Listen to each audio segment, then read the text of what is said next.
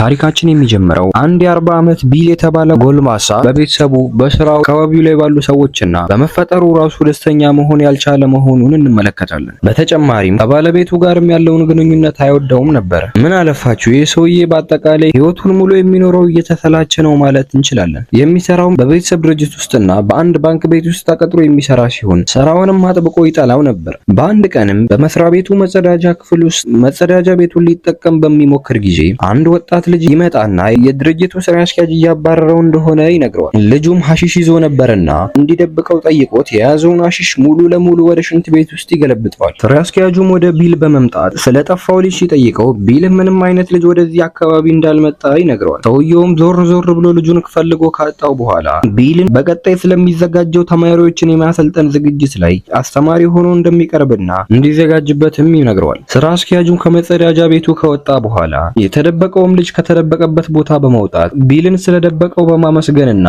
የተወሰነች ገንዘብ ሊሰጠው ይሞክራል። ነገር ግን ቢል ገንዘቡን ሳይቀበለው ይቀራል። በሚሰሩበትም ድርጅት ውስጥ ቢል በጣም ታታሪና ወሳኝ ሰው ነበር። ሁሉም የትምህርት ቤቱ አስተማሪዎችም ሆነ ተማሪዎች ያከብሩት ነበር። በአንድ ቀንም ቢል ባለቤቱን በድንገት በጥፊ ሳያስበው ይመታታል። በዛም አጋጣሚ ሚስቱ ከሌላ ሴት ጋር እየማገጠችበት ነበር። ቢልም ምንም እንዳልተፈጠረ በማስመሰል ይቅርታ ጠይቆ ከአካባቢው ይሄዳል። በቀጣይኛውም ቀን የባንኩ ባለቤት የነበሩት የቢል ሚስት አባት መሆናቸውንም እንመለከታለን። ይሁን እንጂ ቢል የራሱን ቢዝነስ መስራት እንጂ ተቀጥሮ መስራቱን አይፈልገውም ነበር። አባትየውንም የራሳቸውን ስራ ከፍተው መስራት እንደሚፈልጉ ቢነግረውም አባትየው ግን ገንዘብ ሊሰጠው ፈቃደኛ አልሆነም ነበር። ቢልም ከዚህ በፊት ስልጠና ተሰጣለው ወደ ተባለበት ቦታ በመሄድ አንድ ለአንድ ትምህርት ለማስተማር ይዘጋጃል። በትምህርት ቤትም ሲደርስ ባለፈው መጸዳጃ ክፍል ውስጥ የተገጣጠሙት ልጅ ይመደብለታል። በቀኑም መጨረሻ ቢን ደክሞት ነበርና ለማረፍ ወደ ቤት በሚያመራ ሰዓት ባለቤቱን ከሌላ ሰው ጋር በስልክ ስትጀናጀን ይመለከታታል። ይህም አልበቃ ብሏት ከምታወራው ሰውዬ ጋርም በቤት ውስጥ ለመገናኘት ይቀጣጠራሉ። ይህንንም የተመለከተውና የተናደደውን ቢል ወደ ጓዳ በመሄድ ብዙ ቸኮሌቶችን አንስቶ መመገብ ይጀምራል። እሱ ጭንቅላት አለው ግም ነው ልንገርህ። አይ ፈረንጅ ሲናደድ ቸኮሌት ይበላል። ይገርማል እኮ። ባለቤቱም ወደሱ ጋር ስትመጣ ቸኮሌት እየበላ ስትመለከተው በመበሳጨት ከዚህ በፊት ጫፋጭ ነገር እንዳያበዛ መክራው ስለነበረ እሷም አልፎ እሱን መቆጣት ትጀምራለች። ላይክ ለምን ደሞ አታረጉት? እኔ ልብ ቅርጹን ሳሉልኝ አላልኳችሁ? እንደዚህ ንኩልኝ ነው እንጂ እንደዚህ መጠንቆል ምን ያቀታል? ኧረ በስመ አብ። በስልክም ስታወራው የነበረው እናቷ እንደሆነችም ትነግረዋለች። በዚያም ጊዜ ለቢል አንድ ስልክ ይደወልለትና ያወራል። የደወለችለትም አንዲት ሴት ስትሆን ያወራችውም ስራ ጉዳይ ነበር። ሚስትም በሁለቱ ንግግር የቅናተኝነት ስሜት ይሰማትና ማንነቷን ትጠይቋለች። እሱም የሥራ ስልክ እንደሆነ ይነግራትና ጥሏት ይሄዳል። በማግስቱም የነቢን የሚዲያ ሪፖርት በሚሰራጭበት ጊዜ በስርጭቱ ላይ ካሉ ሰዎች የቢል ቦርጭ በጣም ትልቅና ለአይነ ደባሪ መሆኑን ሲመለከት በጣም መደበርና ማዘን ይጀምራል። ጠዋት ላይም ባለቤቱ አዲስ የቢዝነስ ሐሳብ እንዳመጣና የራሳቸውን ቢዝነስ ከፍተው መስራት እንዳለባቸው ይነግራታል። ሚስትየውም በሱ ሐሳብ በመስማማት እንደምታግዘው ቃል ትገባለታለች። ቢል በስራ ቦታውም ላይ እንደደረሰ በፊት በድርጅት ውስጥ ባለቤቱን በድንገት በጥፊ የመታት ቀን አብሯት የነበረውን ሰው በጋዜጣ ላይ ይመለከተውና ይናደዳል። ቢሮ ውስጥም እንደደረሰ የሰውየውን ፎቶ ቆርጦ በማውጣትና ከባለቤቱ ፎቶ ጋር በማድረግ በሁለቱ ላይ መቀለድና መሳቅ ይጀምራል። ነገር ግን ባለቀው ቀሉ ደስ እንደማይልና ማቆም እንዳለበት ነግሮት እሱን ፍለጋ የመጡ ተማሪዎች በር ላይ እየጠበቁት እንደሆነ ይነግረዋል። እሱም ተማሪዎቹን የሥራ ቦታውን ሙሉ ካስጎበኛቸውና ትንሽ ካስተማራቸው በኋላ ለስብሰባ ወደ አንድ አዳራሽ ይገባል። ስብሰባውም የቢዝነስ ፈጠራ ነበርና ቢልም ቢዝነስ ለመጀመር ኢንቨስት ለማድረግ እየተወያየ ሳለ የቢል ሀብት ከሚስቱ ጋር አንድ ላይ ነበርና የሚያንቀሳቅሱት የሁለቱም ፍቃድ እስካልተገኘ ድረስ ብቻውን ምንም አይነት ውሳኔን መወሰን እንደማይችል ይረዳል። ትዕይንታችንም ሲቀየር የቢል ታላቅ ወንድም በአካባቢው በብዙ ሰዎች የሚከበር ሰው መሆኑን ያስመለክተናል። ከወንድሙም ጋር አሪፍ ጊዜን ካሳለፈ በኋላ ወደ ቤት በመመለስ ባለቤቱን በመጠርጠር በመኝታ ክፍል ውስጥ ካሜራ ሲደብቅ ያስመለክተናል። በሌላ ትዕይንት ደግሞ ሁለት ተማሪዎች ለአደን ወጥተው እንመለከታለን። በቀጣይኛው ቀንም ቢል ሙሉ ቀኑን ስራ ከዋለ በኋላ አመሻሽ ላይ ካሜራውን ከተደበቀበት በማውጣት ለመመልከት በሚሞክርበት ጊዜ ሚስቱ ስትመጣበት የፈጠነ ካሜራውን በጃኬት ውስጥ በመደበቅ የበረደው ያስመስላል። በካሜራውም የተቀረጸውን ምስል ሲመለከት በገዛ አልጋው ላይ ከጎረምሳ ጋር ስትላፋ ይመለከታል። በጣም እንደመናደድ ባለቤቱን ወይም ሰውየውን ቀድሞ ማጥቃት እንዳለበት ግራ በመጋባት የፈጠነ ወደ ሚስቱ ጋር በመሄድ ቪዲዮውን እያሳያት ስለ ጉዳዩና ስለ ሰውየው ማንነት ይጠይቃታል። የሷ መልስ ግን ፍራቻና ማፈር አልነበረም። ይልቁንስ ለምን በድብቅ ቀረስከኝ በማለት ሽንጧን አንገቷን ገትራ መከራከር ትጀምራለች። ወደ ማጋጣትም ሰውዬ ስንመለስ ሰውዬውም ቢል ባለፈው ባለቤቱን በድንገት በጥፊ የመታት ሰዓት አብሯት የነበረው ሰውዬ ነበር። ሰውዬው የሚዲያ ሰው ነበርና በአንድ ሆስፒታል ውስጥ ስራውን እየሰራ ሲሆን ቢልም የፈጠነ በቦታው ላይ በመገኘት አምባጓሮ መፍጠር ይጀምራል። በመጨረሻም በስንት ትግል ከተያዘ በኋላ ወደ እስር ቤት ይገባል። ከእስር ቤትም እንደተለቀቀ ሲያስተምራቸው የነበሩት የሚያከብሩትና የሚወዱት ተማሪዎቹ በጭብጨባ ይቀበሉታል። አንዲት የቢል የሥራ አጋርም የሚስቱን ቪዲዮ ከተመለከተች በኋላ ለባልደረቦቿ ለእያንዳንዳቸው በኢሜይላቸው የመላክ ሐሳብ ታቀርብለታለች። ቢልም በሐሳቡ በመስማማት የፈጠነ ወደ ተግባር ይገባሉ። ይህንንም የሰማችው ባለቤቱ በመበሳጨት የምታደርገው ነገር ይጠፋት ይጀምራል። ቢልም በመቀጠል ጠመንጃ በመያዝ የፈጠነ ወደ አማጋጩ ቤት በመጓዝ ጥይት ወደ ቤቱ ማርከፍከፍ ይጀምራል። በዚህም ጊዜ ሰውየው ጸጉሩን በማደራረቅ ላይ ነበርና አንገቱን በማሾለክ ከሱ እንዲርቅ ይጠይቀዋል። ነገር ግን ቢል ስሜቱን መቆጣጠር አቅቶት ነበር። ዘሎ ሰውየውን በማነቅና በመደብደብ ድጋሜ ወደ እስር ቤት ይወረወራል። ከእስር ቤትም እንደተለቀቀ ወደ ወንድሙ ጋር ይሄዳል። እዛም ትንሽ እንደቆየ ወንድሙም ዋና ለምን አንሄድም ሲል ይጠይቀዋል። ቢልም ዋና ከሄደ ቆየት እንዳለ ይነግረውና ለመቅረት ቢያመነታም ግን ወንድሙ በግዴታ ይዞት ይሄዳል። ዋናም በመሄድ ያለበትን ጭንቀት ካቃለለ በኋላ ወደ ሚስትየው አባት ጋር ይሄድና አባትየውን በባህላቸው ያለውን ችግር እንዲፈታና ተረጋግቶ መኖር እንዳለበት ይነግረዋል። ቢልም ወደ አንድ መሬት ከቢዝነስ አማካሪዎቹ ጋር ይጓዛል።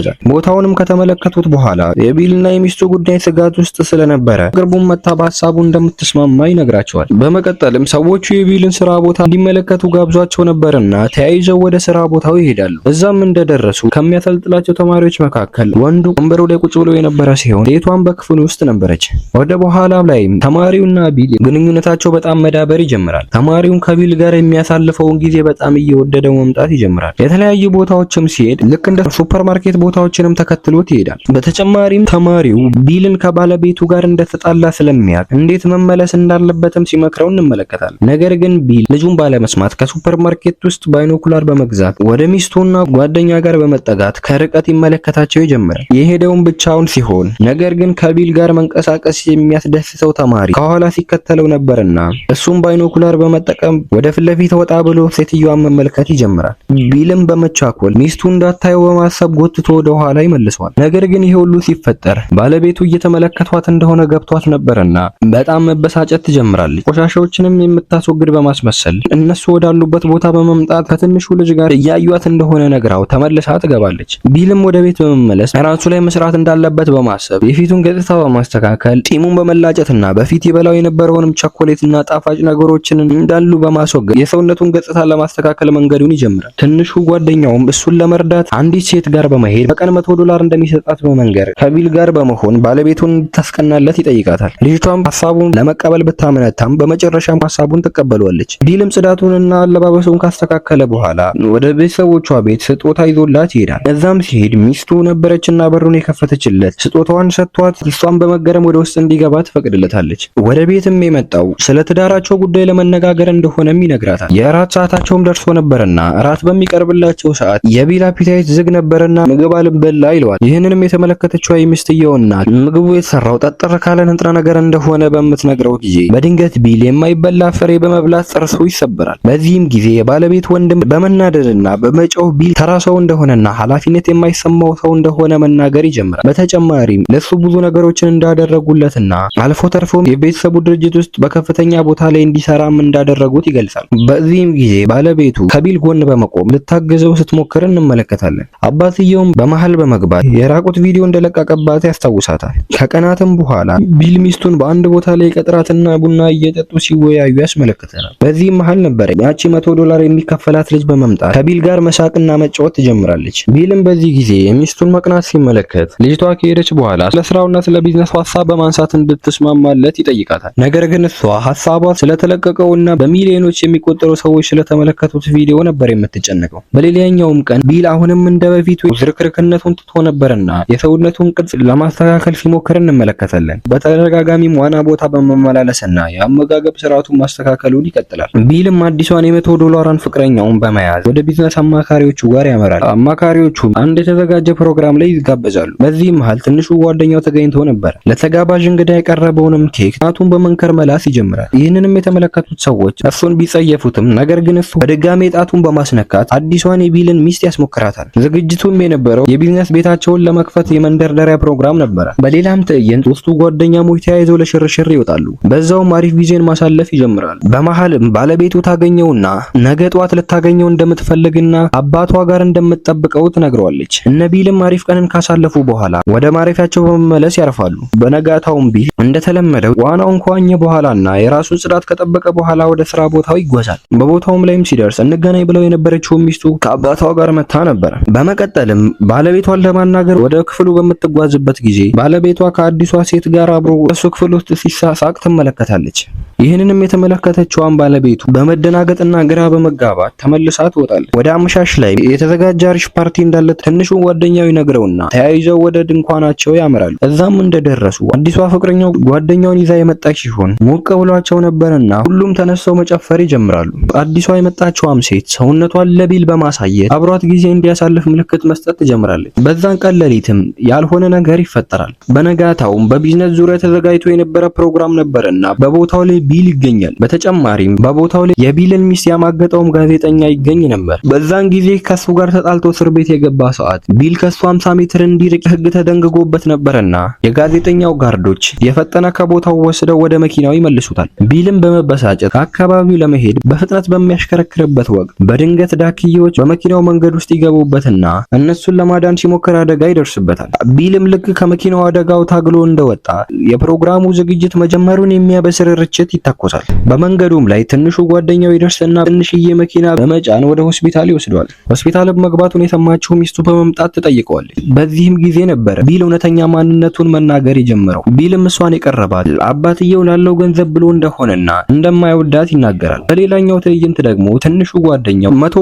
ከሚከፈላት አዲሷ የውሸት ፍቅረኛው ጋር በመገናኘት እሷም እስከዛሬ ስትቀበል የነበረው $100 አጠቃላይ በመመለስና ከገንዘቡ የሱ ጓደኝነት እንደሚሻል ትናገራለች። ሌላ ነገር አስባ ሳይሆን ጓደኝነት ብቻ ፈልጋም እንደሆነ ትገልጽለታለች። ቢልም ወደ ሚስቱ አባት በማምራት ከድርጅቱ ራሱን ማግለል እንደሚፈልግና ለሰጡትም ክብርና ፍቅር ምስጋናን ያቀርብላቸዋል። ከባለቤቱም ጋር ሊሰራው ያሰበውን ቢዝነስ በመጨረሻም ተሳክቶ ነበርና ሊያበስሩትም የመጡትን ሰዎች ስራውን እንደማይፈልግና እንደተወ ይነግራቸዋል። ከባለቤቱም ጋርም በመስማማት ያላቸውን የጋራ ቤትና ንብረት በመሸጥ በሰላማዊ መንገድ ይለያያሉ። ወደ ትንሹም ጓደኛው ትምህርት ቤት በመሄድ አሁን ያንተ አሰልጣኝ ልሆን አልችልም ምክንያቱም ከስራ ስለለቀቅኩ ነው በማለትና አብሮት እንደሚቆይና እንደሚያግዘው ነግሮት ትምህርቱን መቀጠል እንዳለበት እያስጠነቀቀው ትዕይንታችን እዚህ ላይ ያበቃል። ለዚህ ዩቲዩብ ቻናል አዲስ የሆናችሁ ሰብስክራይብ ማድረግ እንዳትረሱ። ይህንንም ቪዲዮ እስካሁን ላይክ ሳታደርጉ እየተመለከታችሁ ያላችሁ ሰዎች ላይክ ማድረግ እንዳትረሱ። በቀጣይ ባበደና በሚገርም ፊልም ተመልሰን እስክንገናኝ ቸር ሰንብቱ።